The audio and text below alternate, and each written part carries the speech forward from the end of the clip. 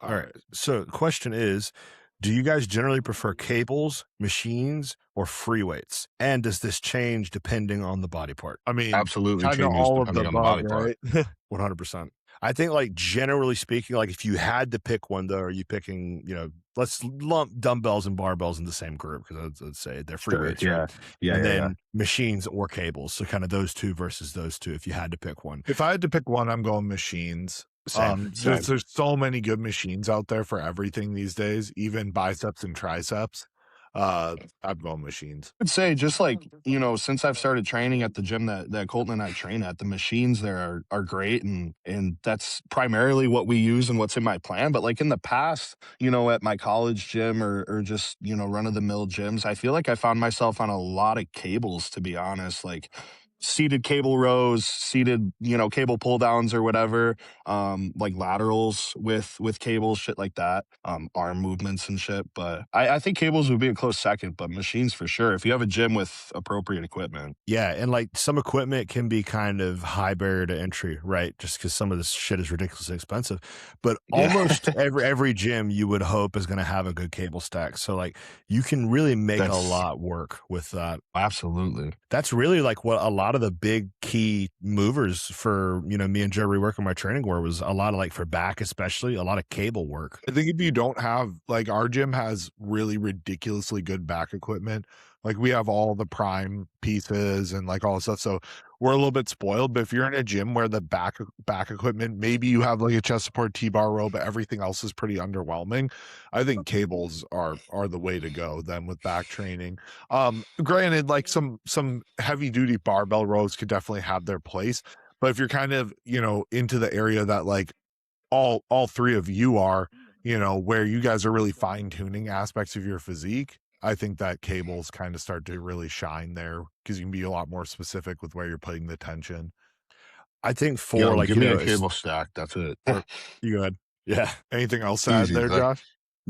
Give me a cable stack and I'm ripping shit. I need a 1-to-1 cable stack. Yeah, but then you'd have to give up everything. your chest support T-bar rows. How are you going to do your yeah buddy rows? You're going to yeah buddy the whole cable stack, I guess. Absolutely. I need a 1-to-1 cable stack. Right. That's All it. right. I'm going to throw you that do like fire. like we're some, doing 20. Do like some Ronnie Coleman like seated cable rows with a straight bar lat pull down bar. Get the whole body into it. All right, listen, how I view this is if I have a cable stack, I can go to Home Depot and buy a box, right? Right? Or build a box. Oh, yeah. So I could do a bent over row. I could do a yeah buddy row. Yeah. I'm going to have an incline bench at this point. So I could do incline cable flies. I could do incline cable presses. I could do some sort of like a belt squat with the cable. I could do an RDL with the cable. Give me the cable all day. Yeah, for sure. I would say if you like, because obviously if you have a gym that's well equipped, everybody's going to pick machines, right? But say you're kind of, again, limited, I would probably pick cables over free weights, honestly.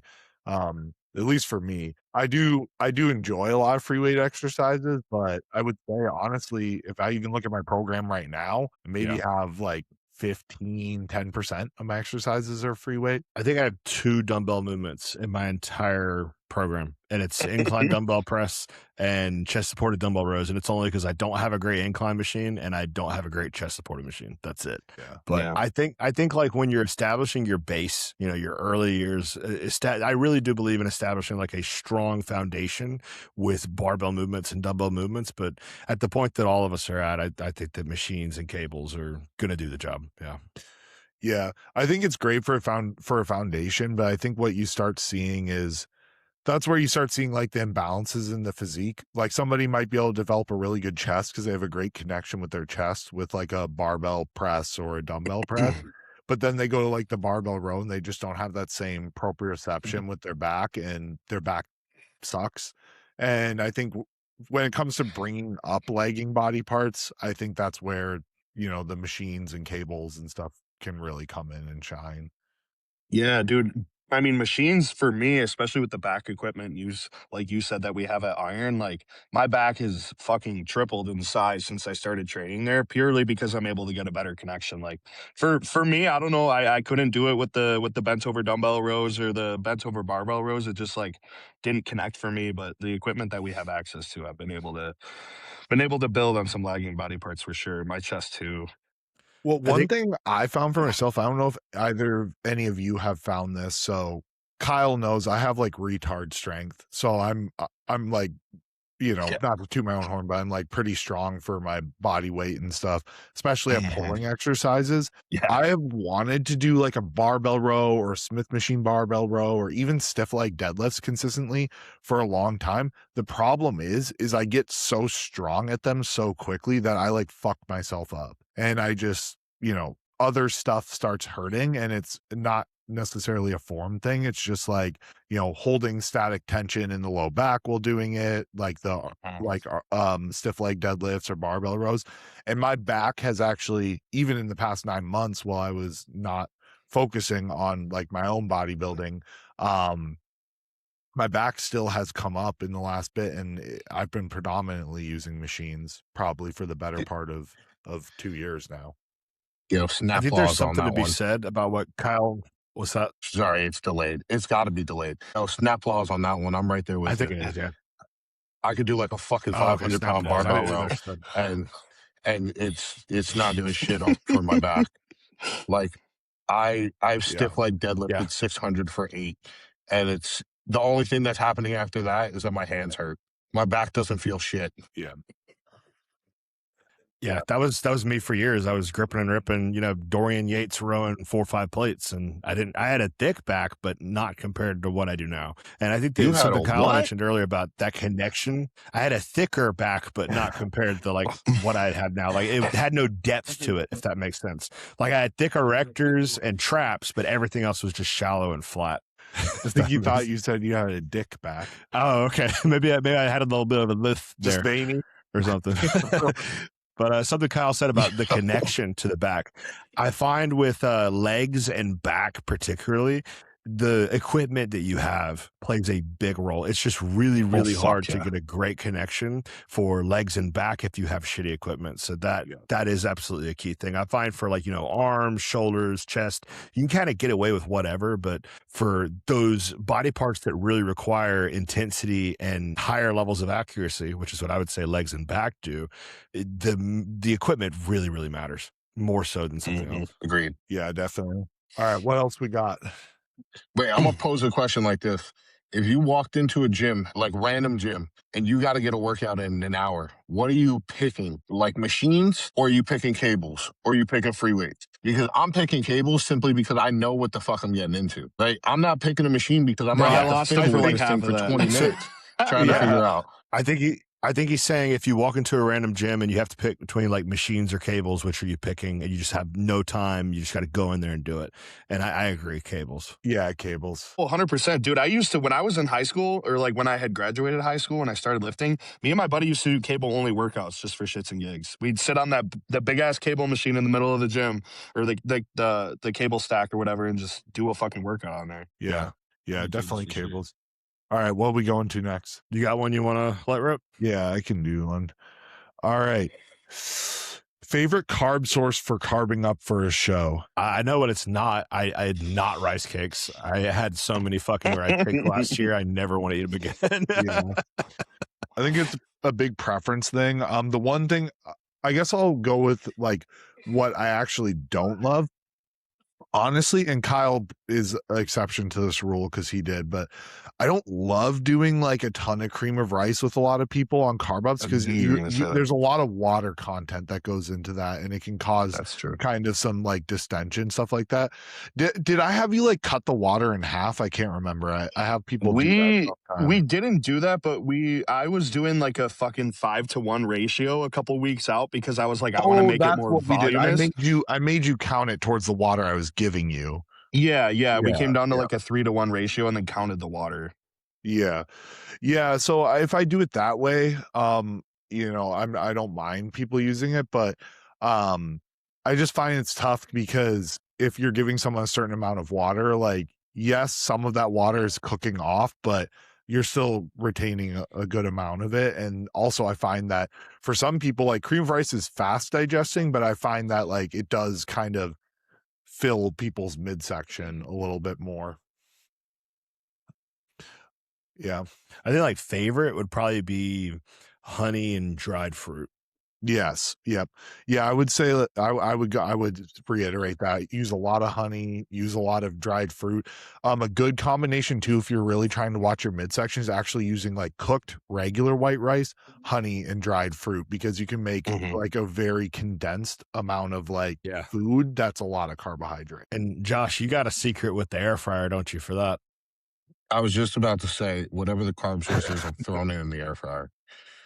The way that I was like, another way that I was using to make sure that I made weight was I would put my rice, my meat, everything in the air fryer, even though it was already cooked, and cook the shit out of it so that it was like crispy. But I was throwing, during that peak week in that hotel room, and I was throwing Rice Krispie treats in the air fryer. I was throwing dried pineapple in the air fryer. That shit's already dehydrated, and I was throwing it in the air fryer. I just don't like microwaves, so I throw everything in the air fryer to heat it back up. But like, if you are in a carb up situation where you got to watch your weight, and really if you want to watch your midsection too, just throw whatever you have to eat back into an air fryer and like fry the shit out of it on the highest setting for like 10 minutes. It runs through you so much faster, and like, I promise you're not going to have any problems with distension. I caught a good portion of that. Hey, Josh, how close are you to where you're going? I'm caught in New York traffic. I think I'm gonna bounce from the live here, and I'll hop in next week. So yeah, I think we'll probably have to, because I don't know if we're like losing half of what you're saying. So yeah, it's all good. I'll hop in next week. Peace. All right, cool. We'll see you then, brother. Peace. Yeah, but basically, I'll kind of like reiterate, just in case for the audience if they didn't get that. Basically, what Josh likes to do is he'll take stuff that's already super dried and condensed, like dried fruit, for example, throw it in the air fryer. Meat, throw it in the air fryer. And you're just essentially taking all the water content out of it, and it's just this much calories, this much actual food. So it can really help, which, for me, is like someone who's a fat kid at heart. I'm like, oh no, I'm not going to be as satiated, but like it's super smart for like classic or anybody who struggles with midsection. Yeah, I was going to say, I mean, I have to get Shay to make weight next week, and I don't want to have to restrict him all week food wise and just do like just a straight rapid backload. So I might actually, as the scientific people say, deploy that strategy next week to get Shay to make weight. Leveraging the air fryer. That's the title of this episode. Well, I mean, Colton, you remember when I was in prep, the whole prep, I was air frying my pineapples and my carrots for my one chicken meal. And we got to peak week, and he was like, prep them the same fucking way that you were doing it. He was like, put your carrots, put your pineapple in I was just doing it in the oven because we didn't have an air fryer, but it came out the same way. Yeah. I mean, at that point for you, because I mean, you weren't like so far from making weight, but we had to make sure that you made weight. We had to watch it. Yeah. Just conscious. So any little thing like that can be an advantage. But I hadn't really thought about like what Josh was saying, and even putting like cooked rice in there. He said Rice Krispies, crazy. I think he said Rice Krispies. I couldn't tell for sure. Well, but if you already cooked the rice in the rice cooker and then you put it in the air fryer after that, it probably would pull a little bit more weight and a little bit more water out of it. I don't know if it would be like horrid to eat. I don't know what it would be like, but yeah, for sure. I tend to favor things that are just going to, because bodybuilding, you look at any division, bodybuilding, doesn't matter if it's male divisions, female divisions, doesn't matter. Having a good waistline is always a benefit to you in almost every division, or in every division in bodybuilding. So for me, I do try to structure the foods I'm picking based off that. And definitely too, some other foods that can be a really good option on peak week, I would say, would be like, I think rice cakes can be good, maybe not for Anson, but I think they can be good. They're just light, and they go through most people. Not eating 8 in one sitting. Yeah, with peanut butter and jelly and honey on them all. Yeah. Bro, I did that. I fucking loved it. I loved it. Here's the thing. I did that for like, let's see, I probably had 30 rice cakes. That's the thing. Oh fuck! Okay, that's a little bit more than that. Yeah, and we're talking like a couple minutes before going on stage.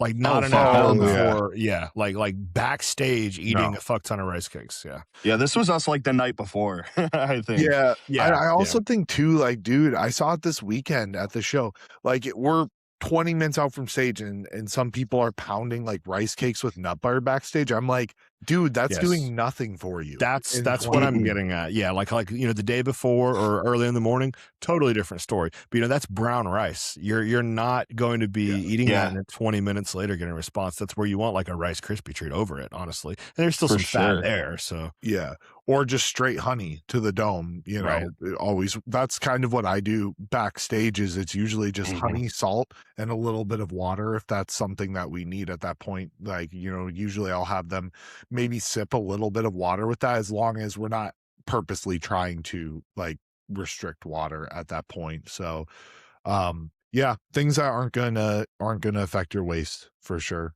Yeah. What we got next? All right. This will be an interesting one. I wish we had Josh for this one. But what was the most beneficial thing in your last off season that allowed you to add the amount of size that you did? You could go with current So off-season, Kyle. yeah, Yeah, I was just gonna say growth hormone, bro. Yeah. it's honestly my answer Yeah. too, to be fair. I So my discovered it last push last off phase season, and it was go ahead. yeah, my last push phase, I'm gonna say growth hormone too. Because my last push phase, although it was short, that was the first time I had ever pushed growth hormone up into like that 6 to 8 unit range. And dude, I was literally gaining like 2 or 3 pounds a week and my body composition wasn't changing. So I'm Mhm. excited to do that again now. Yeah, fuck yeah, dude. Yeah, other than obviously like, Joe coming in and revamping my training, everything like that, like chemical wise, yeah, growth hormone. Cause I had kind of played around here and there with like 3 or 4 units or even 2 units. But that entire last contest prep I did on no growth hormone because I couldn't afford it at the time. And then I want to say I added it in at either 4 or 6. If I did add it in at 4, I wasn't at 4 for very long. Then went to 6. Mhm. Then I went to like 7. Then I went to like 8. Then I went to 9. Then I went to 10. And then I had to pull back to 8 because I just got crazy side effects. My blood sugar was wild, but that was also before I got with Joe. Or actually, that was probably 8. And then I had to pull back to 6 because I didn't do 10 before I got with Joe. And then Sure. after Joe had kind of reprogrammed everything, we eventually worked my way back up to 10, which is the most I've done. Let's talk about what made the biggest difference for us outside of drugs. Training, accuracy. Train. Oh, yeah, 100%. 100%. Because you can go in there and you can be a madman and you can, slam your head up against a bar and go until you bleed. But if it's not on the muscle, it's not doing as much as it could. For someone like me, it wasn't really doing much of anything. Yeah, absolutely. I mean, from a coaching perspective, from my own physique perspective, training is just it is the foundation. Like we talk about the growth hormone, we talk about the diet and all these other things, but none of those things work if the training isn't supplying a stimulus that actually is going to cause adaptation. You can eat as much food as you want and you're just going to get fat if you're not training and putting that food into the training. And you can take as much drugs as you want and you might grow a little bit, but you're not going to grow nearly to the same amount unless the training is effective. So always training for sure. Yeah. Yeah. Big thing for me is like, even in the past year, even though I wasn't pushing things, like my hamstrings have come up a ton. And a big part of that was really just getting better about my hamstring training and putting it on the muscle. Cause like I said, I like to be strong. So I was doing a lot of like stiff leg deadlifts, things like that, like, 4 or 5 plate stiff leg deadlifts. And it was doing something. My ass was getting bigger, but my hamstrings weren't getting bigger. And then honestly, I mean, me and Kyle have both been ripping the belt squat RDLs for like over a year at this point, and Mhm. it just I feels love so 'em. good. Just feel on the hamstring the whole time. What were you gonna say, Kyle? I mean, yeah, I was gonna agree with you guys in training, and for me, I noticed like when I had graduated from school and I started training at Iron Alliance, it was like for me just being in a space where there were so many other bodybuilders, so many other people training intensely, like that really. I mean, it forced me to kind of like up my game myself, being around so many just big ass dudes. And I know once Colton and I started training together too, that's when my training intensity really went to a new level and I feel like I was able to just grow from it. And then I mean my training accuracy as well with Colton. Colton ripped me a new one when we first started training together, just like critiquing every little thing. But I mean, those are so many things in which I brought up weak points because of. So Yeah. Yep. Always That- training, guys. Always That's one training. thing that I really wish I had here was that environment. And I try to create it for myself, but I got some power lifters at my gym. I'm the only person bodybuilding that isn't just cosplaying it, at least within an hour. Probably. And I can imagine what that feels like because my wife and I are both from the same hometown area, which is about an hour south of where me and Kyle are. So me and Kyle are up in the Minneapolis metro, but I grew up like south in southern Minnesota. And you know, in that town or whatever, I go train at the commercial gym there, and you know, I have good sessions there because it's just fun to be in a different environment sometimes. But I can imagine if I was training there every day, like man, you'd really have to bring your lunchbox to work because there's not anything that's outwardly motivating about anything anybody else is doing in there. And the music's like pop music and stuff. So and I control my music. Yeah. Like I've well, got that's like, the good part. Is at least you own That's your nice. I've got new metal playing, and people will bitch about it every once in a while. But I tell them to get some headphones. It's 2026. You should all have headphones. But that's like you know, I was mentioning that that really good push session that I had this week, and honestly, as cringy as it sounds, I just had to put on like some Machiavelli motivation, some Jordan Peters gripping and ripping weight, and it made a difference, man. It really did. I wish I had that kind of environment of people getting after it like that in my gym, but I'm just having to lead by example on that front. Yeah. And there's things to be said though about being in certain areas too, because that's something me and my wife have discussed too. Like we've discussed if we ever would like move back to that area just because her family lives there. It's helpful with our son. And I'm like, you know, I could make it work if we did, but I would definitely miss the environment up at Iron. So I got this one too. Does HGH timing help with side effects? And if sub-Q or IM helps with side effects? Okay, so with sub-Q and IM, I can comment on that because I did sub-Q for probably, let's see, 20 weeks or so. And then the rest of the time I've been doing IM. So IM, I think there are technically more side effects because I think it's stronger. For me, at least, I get that. Like I'll get more of the numb hands at night. Sure. I don't get sleep disruption from growth. I get like vivid, deep sleep and dreams from growth. So with IM, I noticed that as well. And I was wearing a CGM at the time. So when I was doing a sub-Q, I would see a much more gradual build up and drop off. With IM, after, 2-3 hours post-administration, I'd see a big drop or a big rise and then a big drop. So with that, I would assume, you could maybe, if someone, I was deeper into the offseason at that point, but maybe at the start that would have actually created almost like a hypoglycemia incident from how drastically it was dropping off. But I think as far as like controlling the timing for side effects, aside just from IM or sub-Q, taking it all before bed is almost certainly going to be the least amount of side effects for most people. Yeah, I would agree. We had this we talked about this on like one of me and Lance's like early podcasts, and some people didn't like my opinion on it, but I was like, GH timing really isn't I will say I don't think it's like that big of a deal breaker. I think it's like kind of a get it in when you get it in thing. But if we're going to say like what's the most like quote unquote optimal, I would say before bed, just because we're going to have the least impact on like insulin sensitivity while we're eating food.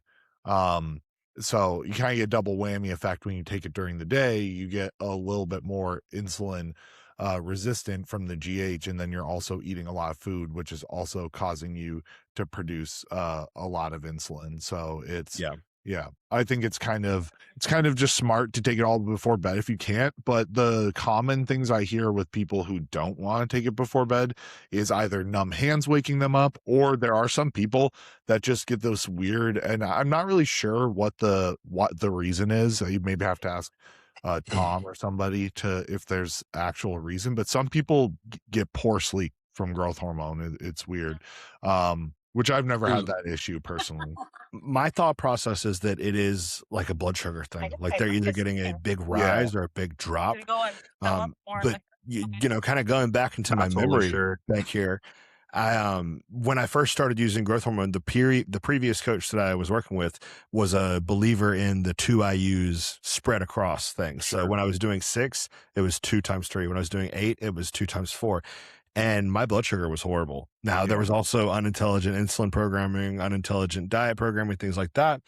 But I do think that taking 2 units fasted, 2 units pre-workout, 2 units post-workout, and 2 units before bed, I think that played a role in my fasted blood sugar creeping up to 130. Yeah. I guess I was thinking of it more from like morning versus night. I would say that we have enough information now to say like, hey, you probably shouldn't be like splitting your growth hormone up that much throughout the day. One thing that people can do, like if you get numb hands at night and it's waking you up, you could do like maybe half before bed and half when you wake up. Attempt maybe to stay fasted for a little bit longer in the morning. You're not probably going to be able to stay fasted for like the whole duration that's in place, but maybe you could for, maybe you get up at 5 a.m. and you don't eat your first meal till 9 a.m. or something like that. But yeah, I would just say if it's not a huge deal for you to take it before bed, just take it before bed. And then he kind of had like a second part of that. I'm gonna make sure that I cover that. So the sub Q or IM thing. So what kind of convinced you to switch to IM?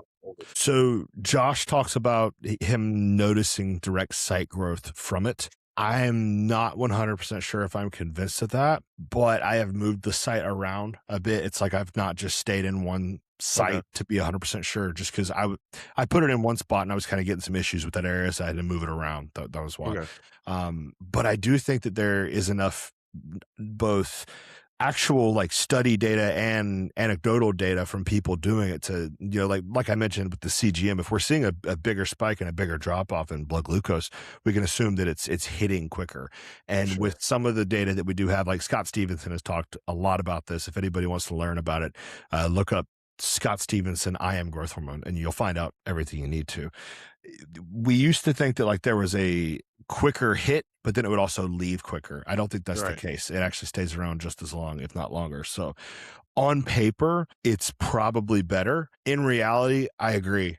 Take your growth hormone. It doesn't really matter how you take it. Just get it in. Yeah, I mean, I'd be interested to try it. Maybe once I'm back up to like 8 units here, maybe I'll do sub Q for like the first 5 weeks of this push, and then like the second 5 weeks I'll maybe switch to IM and see if I notice a difference. And I will say, when I went from doing 8 sub Q to 8 IM, it felt like I went up to like 12 units in terms of like just not only the side effects, but the pumps in the gym, recovery, like my nail growth, my hair growth, everything. Well, it's not that we're chasing side effects, but what I will say is Broderick Chavez says this, like side effects aren't side effects. They're effects. They're effects of the drug. So if you're feeling side effects more, theoretically, the drug could be like having more impact on the system as a whole. And with growth hormone, like, with anabolics, we have, spillover in the receptors, and you talk about androgenicity versus anabolism, things like that.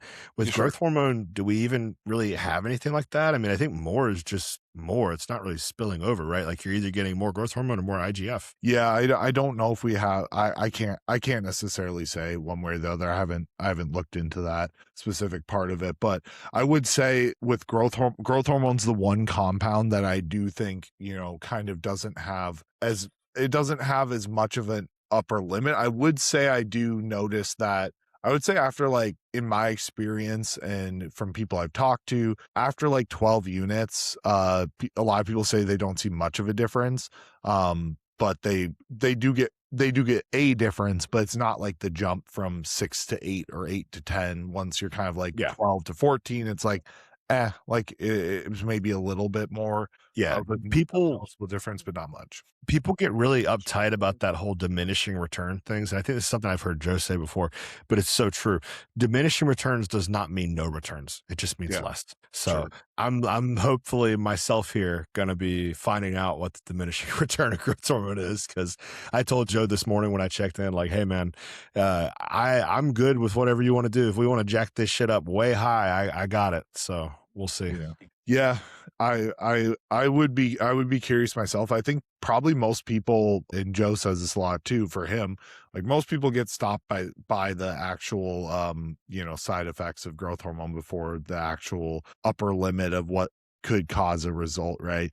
At a certain point, your hands can only take so much numbness before you're like, okay, I'm not going higher than this. Like, I think we talked about that, Kyle, because your growth hormone's like 13 units a bottle or whatever, and you're Yeah. like, oh, measuring this is gonna be a pain in the butt. I'm like, I jokingly said, guys, I'm not just the guy who throws more drugs out. I jokingly said, just take the whole bottle or whatever, and you're like, I don't think my hands could tolerate Mm-mm. it. No, Well, dude, shit. over the last week, I've developed like this numbness in like the first knuckle of all my fingers. It's just like constantly there, just Yeah. hanging out. I don't know. Well, I've got 36s, so I need to not do that. Fuck no. Holy You'd be like the shit. Russian guy. What do you say? He tried taking 100 units 100, per week yeah. or something like that. Or Oh There's my there's God. 100 bottles going around out there, so I'm Oh, sure yeah, some for sure. wild Oh, motherfucker I've doing seen it. him. Fuck Yeah. no. Which is crazy. That's The insanity. most I could ever see myself doing is 20, and it wouldn't be for very long. It would be like a short burst. Like and you would have to be in either a prep or a rebound, like right into the rebound, not even a couple weeks in. Like, because we basically have kind of titrated my growth hormone up throughout the prep.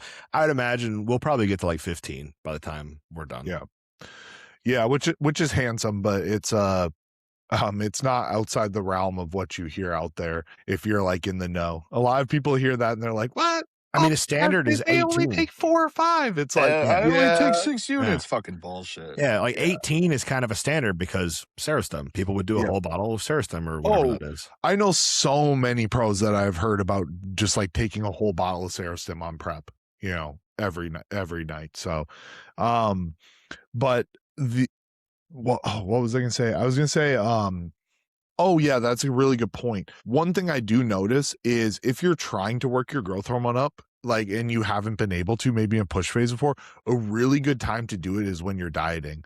Like, for example, I just started my cycle recently, and I just upped my growth hormone from, I was just at 3 units. I was just at a freaking nail and hair growth dosage, back to 6. And I just literally just like straight to 6, and I've had 0 issues, but it's because I'm dieting. Like, if I wasn't dieting, I probably would have felt something from that, felt a little bit more.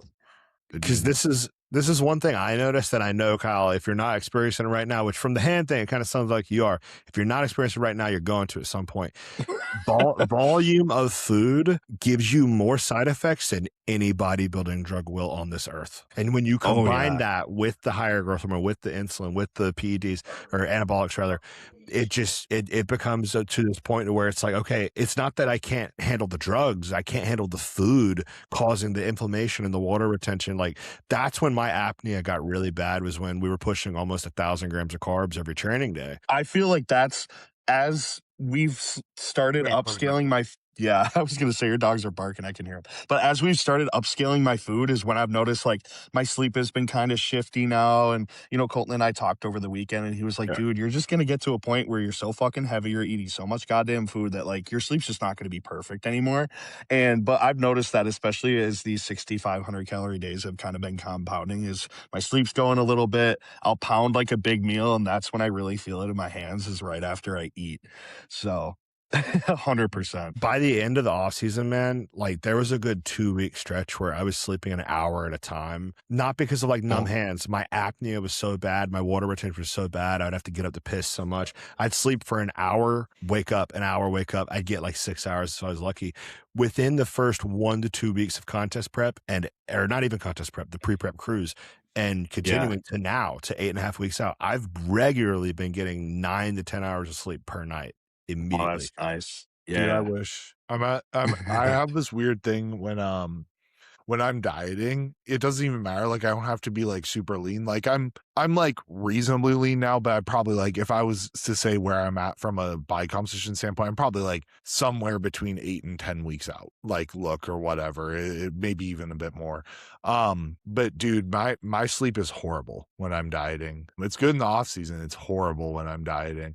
I have really bad like I think it's because I get really bad glucose crashes at night, which is maybe a good reason for me to keep taking my growth hormone sub-Q. Yeah. That's only gonna get worse if I were to take it, I am. But yeah, definitely with when it comes to like the saturation of things, I think too is like if your food goes really high in the off season, like 6,500, 7,000 calories, you really need to start like pulling food volume in certain ways, because all that stuff just adds more pressure, more, you know, like you said, more saturation to the already very saturated body. Mm-hmm. All right, what we got next? All right.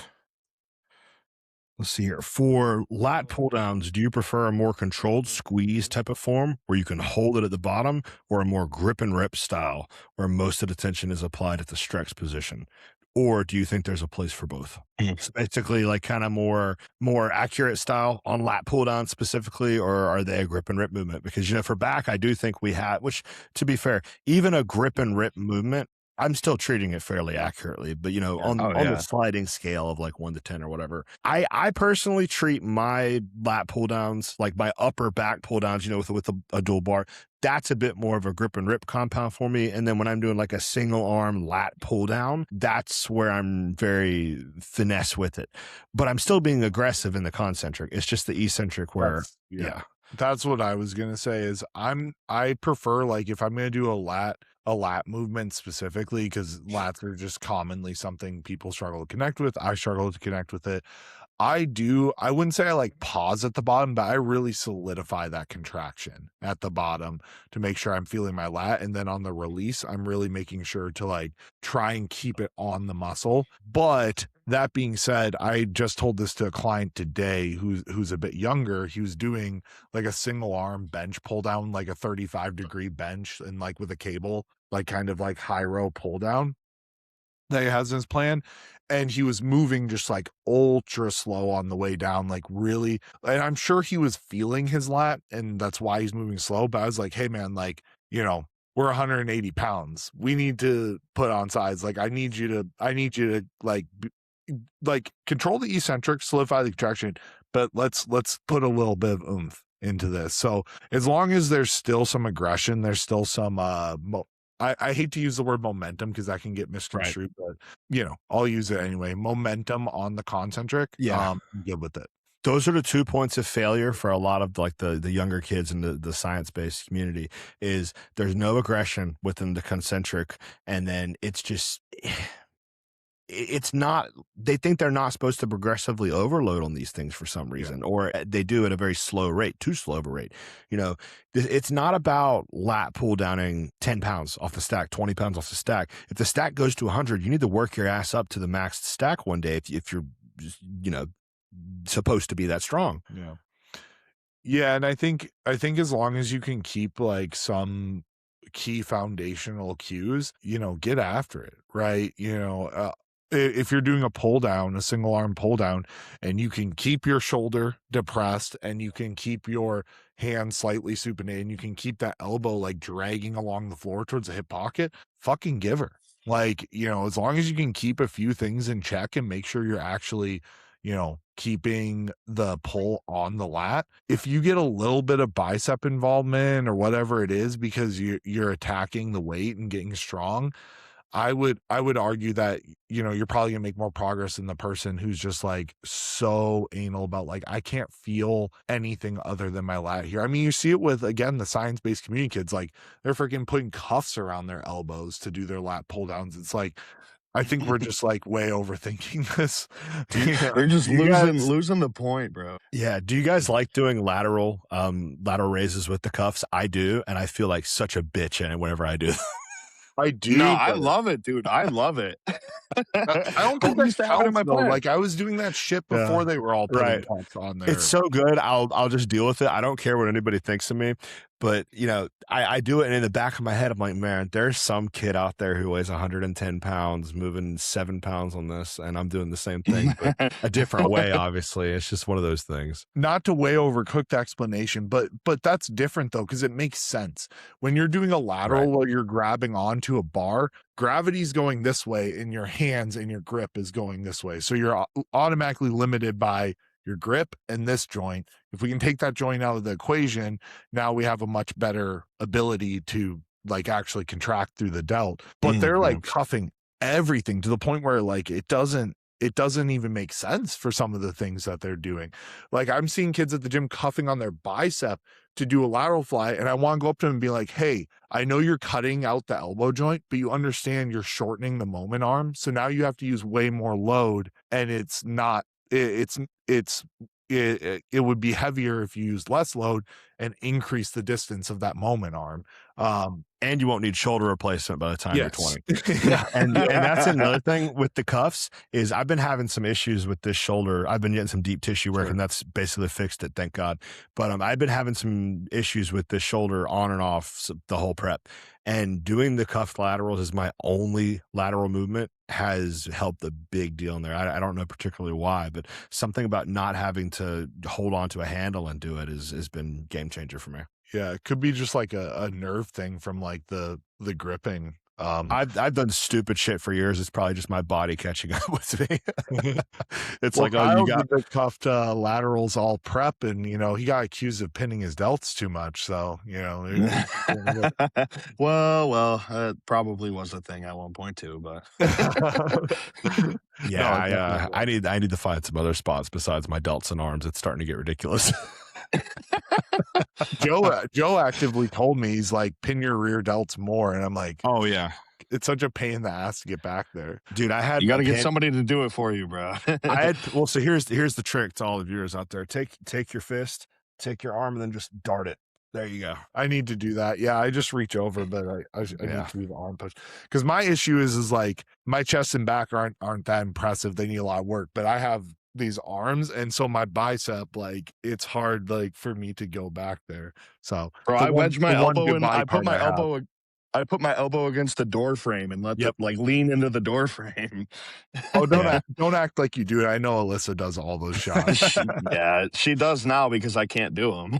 Yeah. She's gonna hit my other one tonight. But I had pinned my rear delts and my rear portion of my side delts before I got deep tissue work done yesterday. Oh my God, I'm beat to shit. Everything is sore. The problem I've had with pinning my rear delt when I do it myself is, for whatever reason, so like I backload insulin syringes, right? And so for whatever reason, like the 1/2-inch insulin syringe, sometimes if I like glance the muscle, it bends the fucking needle. And I've done at least 3 or 4 shots in the last year in my rear delt that just went all under the skin. And I'm like, okay, well, that's going to sit there for like fucking, 3 weeks. Yeah. So here's the question. Do you guys think that the depth of the injection actually matters, especially when we're leaner, right? Because hypothetically it shouldn't, but I gotta say, like when I was brought up, I was taught to do everything with either 1 inch or 1.5 inches. Yeah. So that's just what I've always done. Right. It looks better when you do a deeper shot, I think, because it kind of pushes up the muscle. I think it definitely could. I mean, there's a reason that people use site enhancement, right?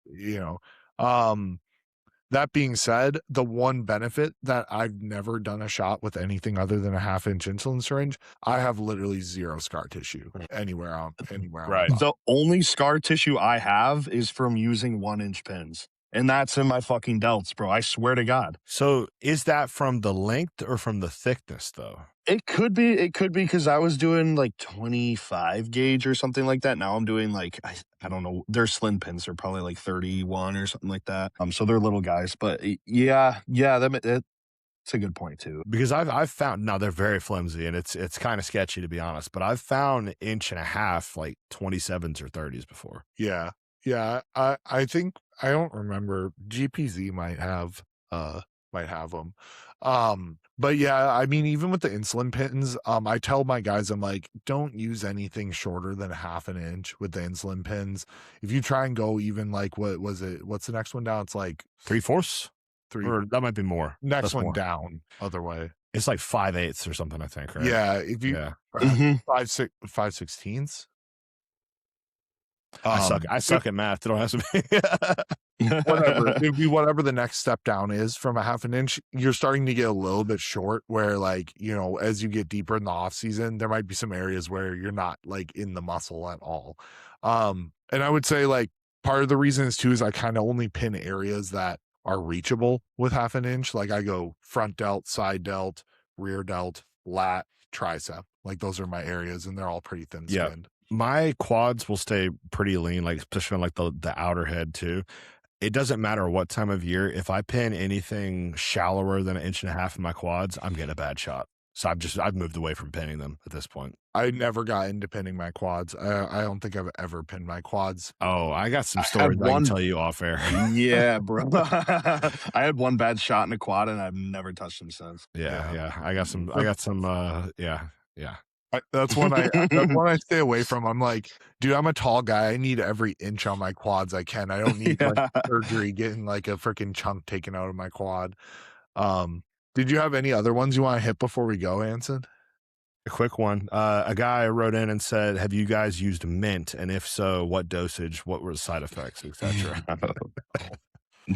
No, I have in my early years. Yeah. It was one of the only things. It was one of the only things I knew how to get a hold of, so I ran the fuck out of it. I want to say I was doing a cc a day. So what are I think it's like, what is it, 50 milligrams per cc, something like that. So aren't you a higher aromatizer too? Did you get I was fucking drinking letrozole, bro, and it was research chemical, so I was literally drinking it. I had to take like 2.5 milligrams of letrozole a day to control that shit. Holy fuck. Well, and who knows if it was actually 4 because that's not suspended in the framework.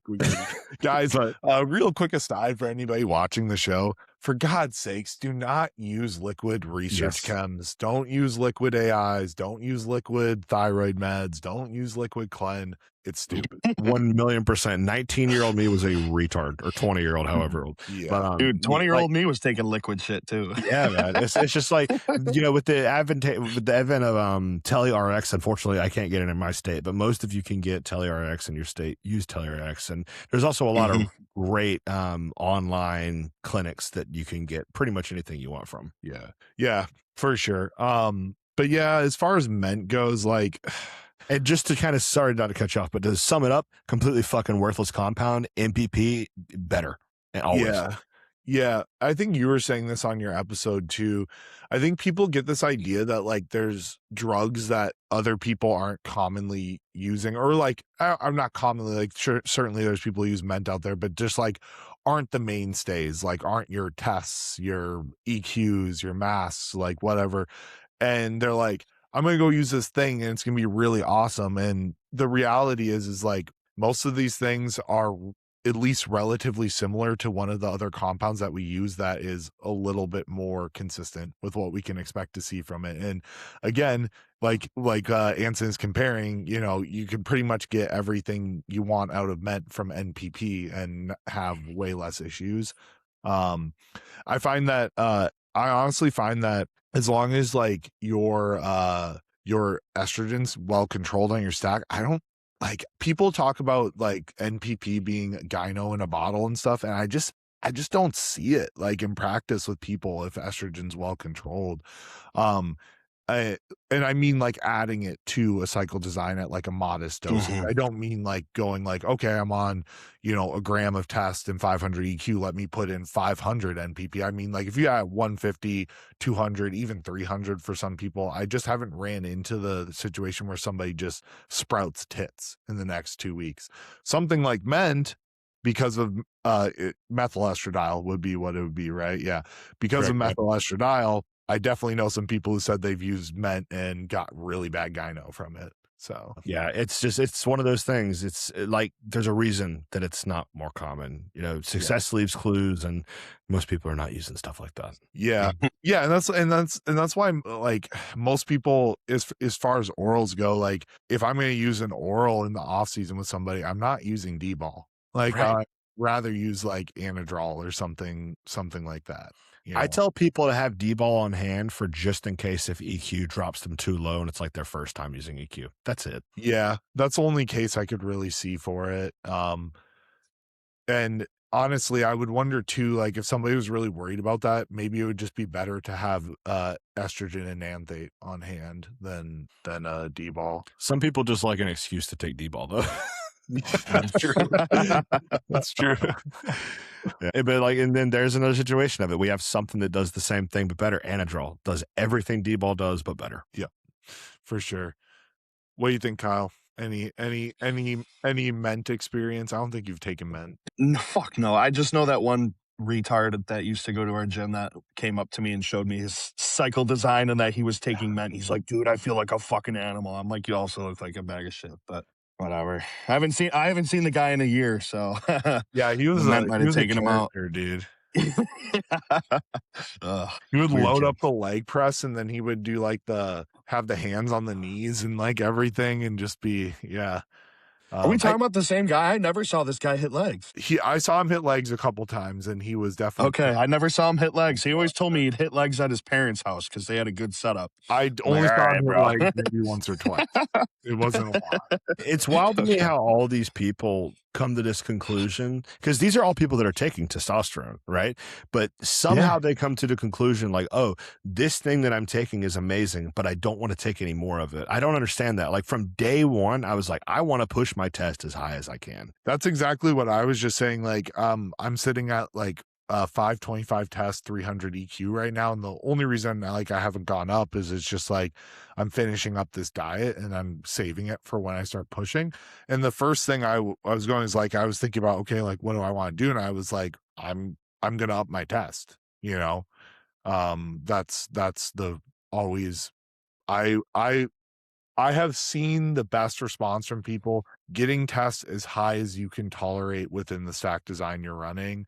I've seen the best results with that for 100%, dude. And I was always someone who was scared to go a little higher with my test because I thought it would just kind of make me act a fool in a way. But the way that I have my cycle design right now and the way that we have my test EQ ratio, I'm running the highest test I've ever run and I feel great. And I'm not like, I don't know, before when I was running tests, I was just kind of a head case and I feel like I'm not like at all. Yeah.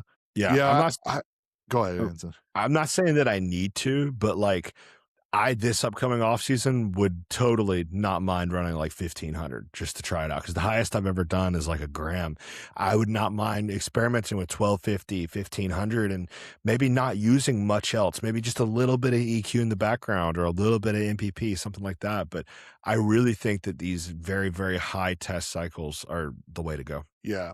And doing that, you'd probably just use like a Arimidex or whatever. Right. Yeah. Yeah.